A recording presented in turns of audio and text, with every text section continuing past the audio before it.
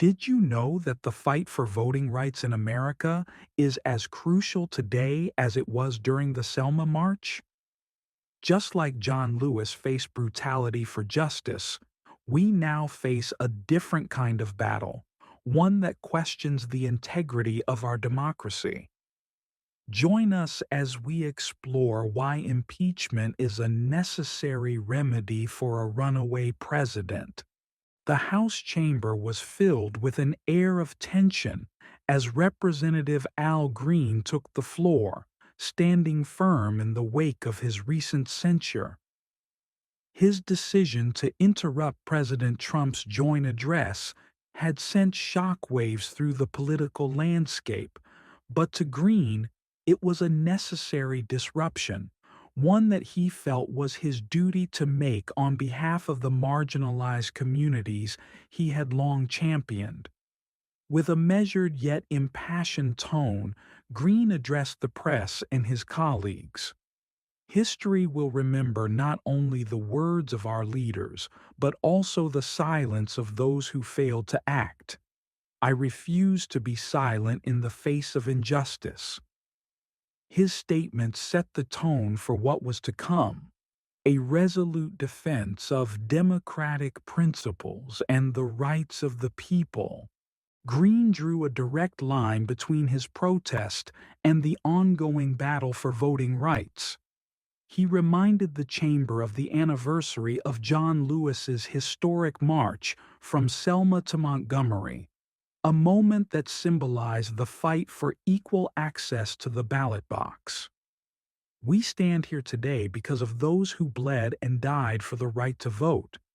And yet, we see renewed efforts to suppress that right, efforts that undermine the very foundation of our democracy. His concerns extended beyond voting rights. Green warned of the potential consequences of proposed cuts to Social Security and Medicaid, policies he argued would disproportionately harm the most vulnerable citizens. Tax cuts for the wealthy cannot come at the expense of those who rely on social programs to survive. This is not just a policy debate. This is about people's lives.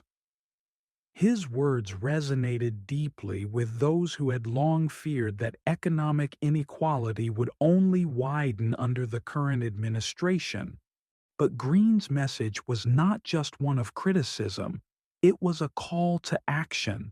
He urged lawmakers on both sides of the aisle to rally behind the John Lewis Voting Rights Advancement Act, legislation aimed at restoring protections against voter suppression.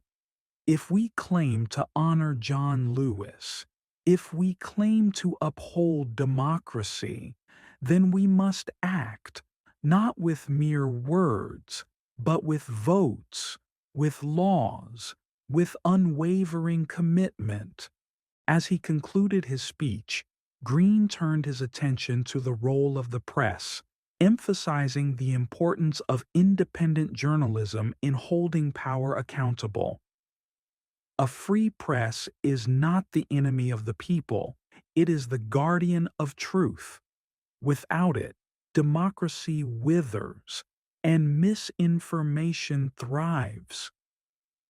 His words served as a reminder of the crucial role that media plays in informing the public and ensuring transparency in governance. Despite the backlash, Green remained undeterred. His disruption of Trump's address had sparked controversy, but to him, it was a small price to pay for the greater good. As he left the podium, reporters scrambled to capture the moment, knowing that his defiance would not be easily forgotten.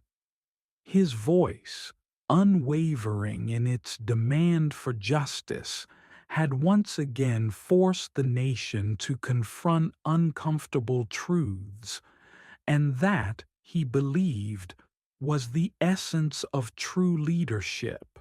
Reactions from journalists and critics. Following Green's speech, political analysts and journalists quickly weighed in, offering their perspectives on the congressman's bold stance. David Michaels, a senior political correspondent for The Washington Post, noted, Al Green has once again positioned himself as one of the most vocal advocates for civil rights in Congress.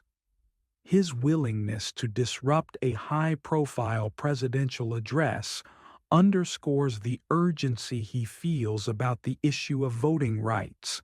However, not all reactions were positive.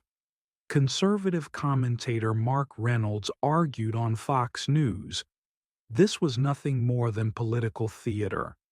Green's interruption of the president's address was a calculated move designed to gain media attention rather than create meaningful change.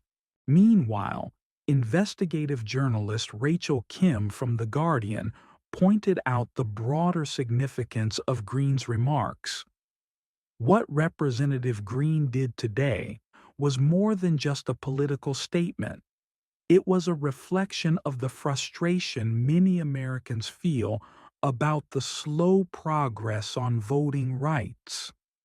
Whether you agree with his methods or not, his words have struck a chord. Political strategist Angela Moreno provided a nuanced perspective on MSNBC, saying, while Green's tactics may be seen as controversial, his message is undeniable. The fight for voting rights is at a critical juncture, and moments like these ensure the conversation stays in the public eye. As the debate over Green's actions continued to dominate the news cycle, social media erupted with divided opinions.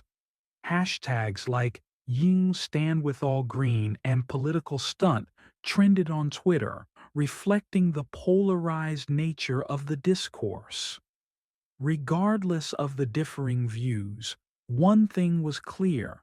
Al Green had once again ignited a national conversation, and the repercussions of his bold stance would be felt for days to come.